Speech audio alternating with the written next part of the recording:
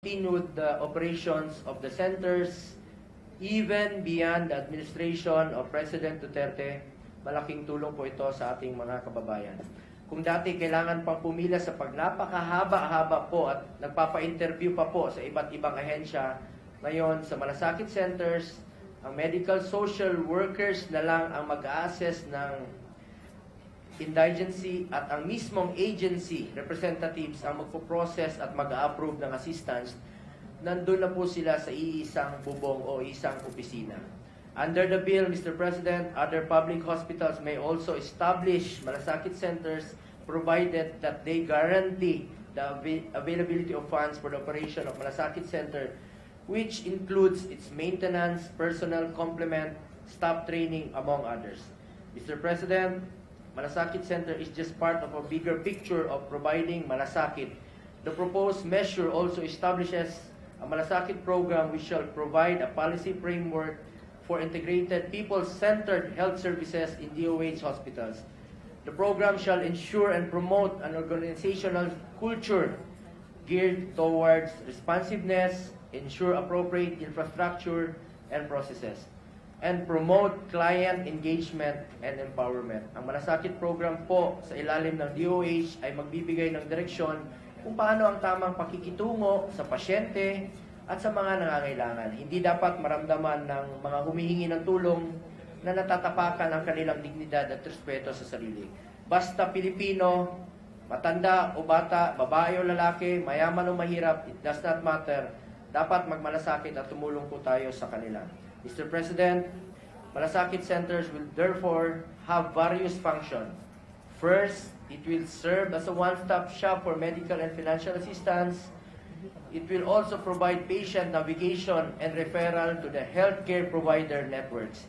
The centers can provide patients information with regard to membership, coverage, and benefit packages in the National Health Insurance Program, document, process, and utilize data from patient experience through a standardized form to shape institutional changes in the hospital and provide capacity building and performance evaluation that ensure good client interaction.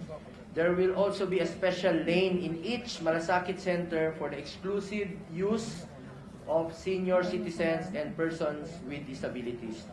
To ensure proper provision of assistance, we have mandated DOH to conduct monitoring and evaluation that would assess the responsiveness of Malasakit centers, including a client satisfaction survey, utilizing indicators such as reduced waiting time and percentage of indigent and financially incapacitated patients served, among others. Mr. President, it is with high expectations that we would be able to further streamline and expedite the delivery of services to Filipinos, especially to those who need them most.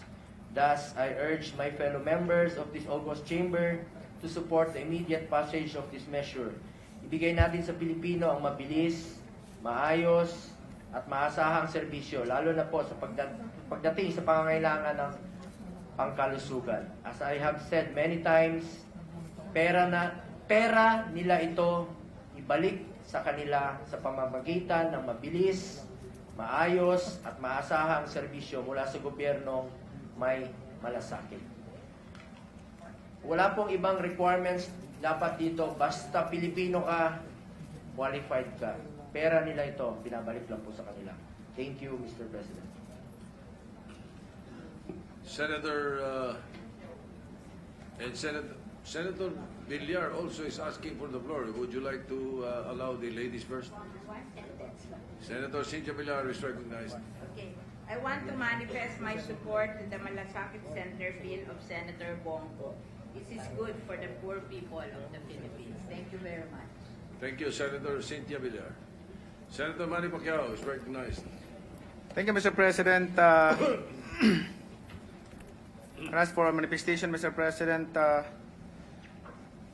have always been passionate about helping our people, Mr. President, especially the underprivileged and the less fortunate. Ramdam ko ang kanilang paghihirap at pighati, Mr. President.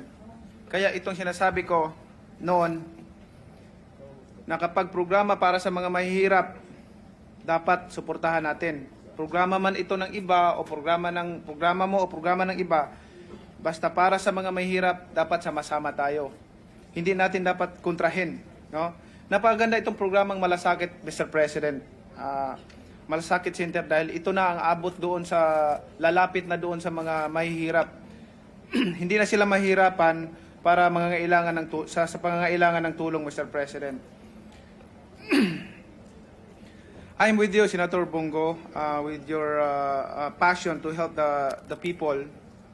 With this, I would like to manifest my full support for the passage of Senate Bill number 1076 under Committee Report number 7, an act institutionalizing Malasakit centers to complement the implementation of Republic Act number 11223, otherwise known as the Universal Healthcare Act, by requiring PhilHealth to establish, operate, and maintain Malasakit centers in all DOH, LGU, SUC, and D&D hospitals in the country, providing funds thereof and for other purposes, Mr. President. Also wish to be made co-author, Mr. President, with this measure. I hope that the gentleman from Davao, Mr. President, will accept my co-authorship to his bill. And thank you, Mr. President, para sa mga mahirap. All right, we would like to make such a record. Yes, sir. I see Senator Go agree. So, Willingly accepted yung co-authorship.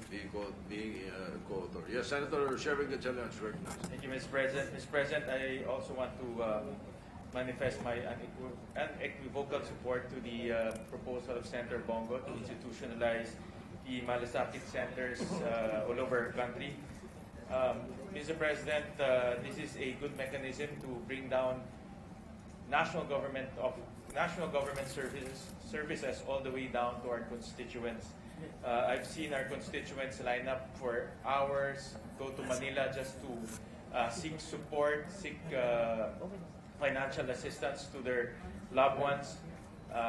Talagang kung yung ibang mga kasama ho natin, kung meron ho silang mga kamag-anak na nagkakasakit at kailangan ho nila ng malaking suporta, luluwas pa ho sila ng Metro Manila para po pumunta sa PCSO, pumunta po sa DSWD just to get financial aid and financial support. Pamasahe pa lang ho, lugi na ho sila doon. So, Mr. President, this institutionalization of Malasakit Center is a good way of bringing national government services all the way down to our constituents.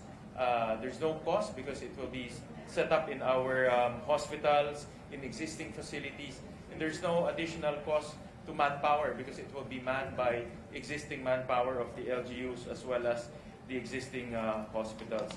Mr. President, the sooner that we can institutionalize this, the sooner that we can alleviate the pains and sufferings of our constituents when they need it the most. So again, Mr. President, I would like to also manifest my intention to be a co-sponsor of this measure. Thank you, Mr. President. Thank you. All right. Before we suspend the measure, yes, Senator Sani Angara is recognized. And then Senator Bong Revilla, Tolentino, De La Rosa, and Senator Marcos.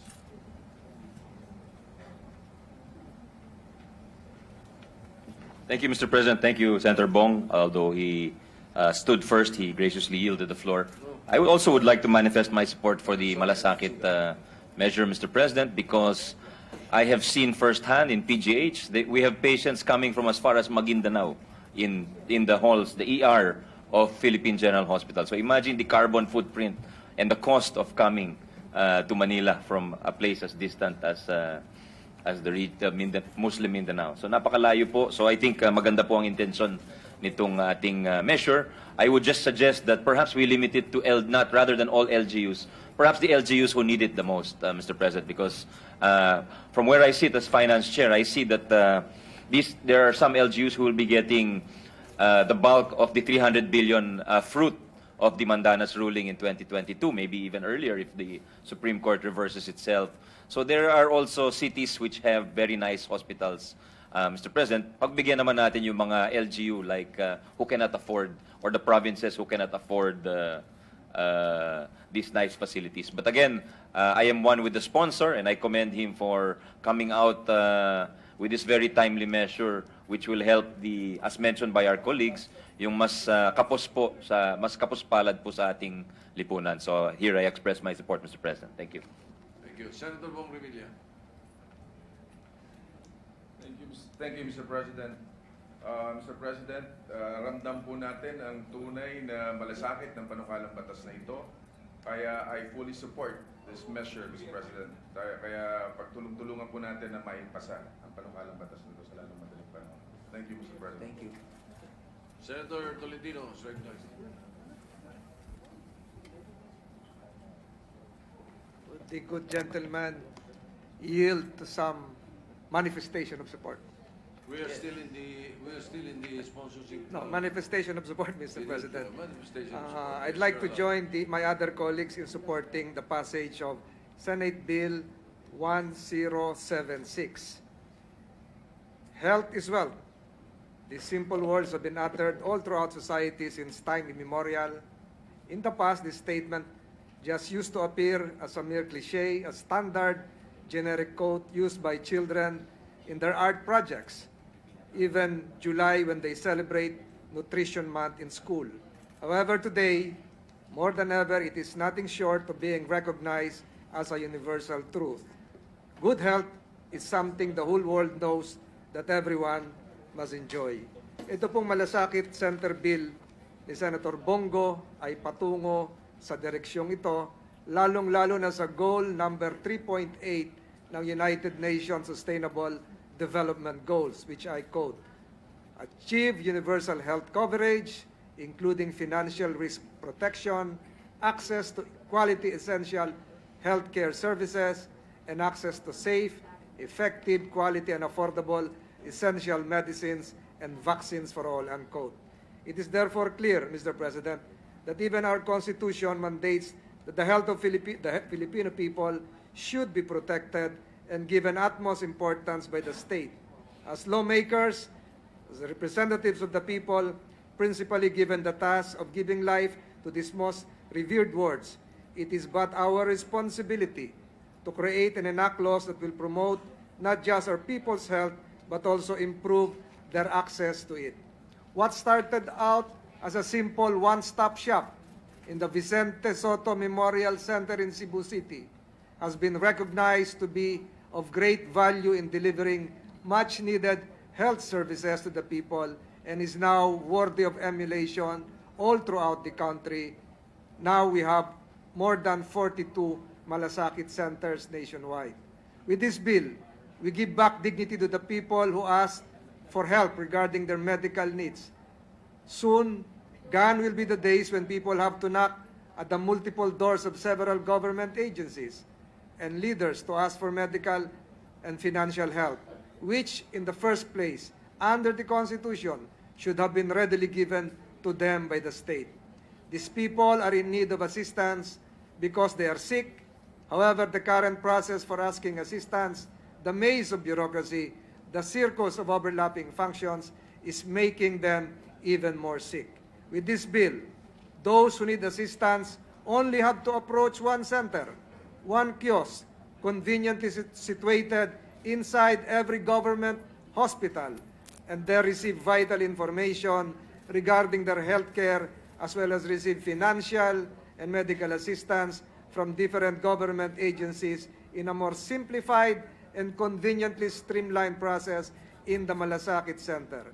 This bill is nothing but a blessing to each and every Filipino, and I humbly express my support for its passage, even asking the good senator if I can be made as a co-sponsor, co-author.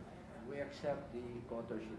The Filipinos may not be rich in terms of money and other material wealth, but with this Malasakit Center Act, we may just finally all enjoy the only wealth that matters in the end. That is the gift of good health. Maraming salamat po. Senator De La Rosa, and then Marcos Villanueva. Thank you, Mr. President. Before I manifest my support, can I interpolate my kababayan, We the other half of the good senators from Davao? would like to discourage the request of Senator De La Rosa. We're still in the period of sponsorship, so perhaps you I can suppose- open the period of interpolation. I would like to Manifestation is, manifest my support, yes. Mr. President, for the to the measure proposed by my good kababayan from Davao. Thank you, Mr. President. Thank you, Senator De La Rosa. Senator Jaime Marcos.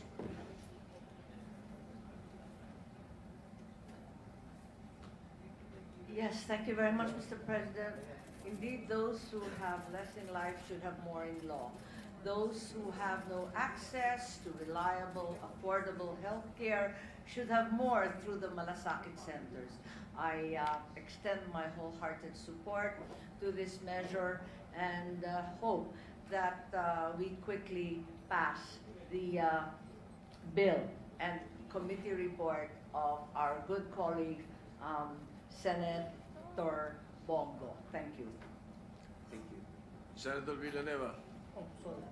Thank you, Mr. President. This is just to put on record my intention to be associated with the distinguished gentleman from Davao with this noble intention, which is very laudable, Mr. President.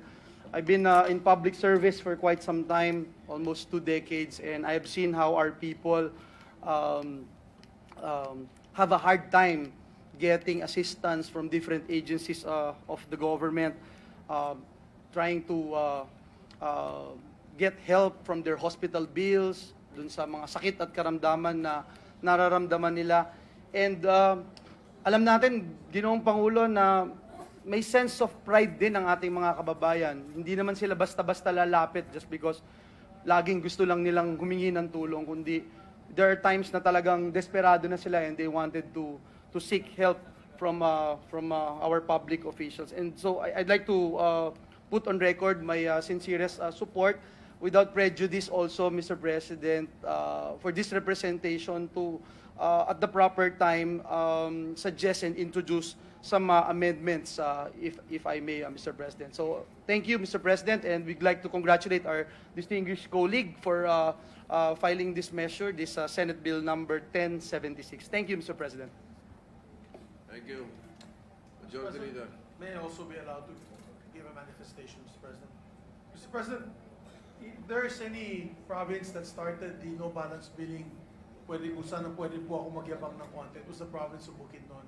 As a matter of fact, PhilHealth recognized the province of Bukidnon as one of the first provinces to set up that type of no balance billing setup. It's called the Provincial Indigency Health Program, PIHP.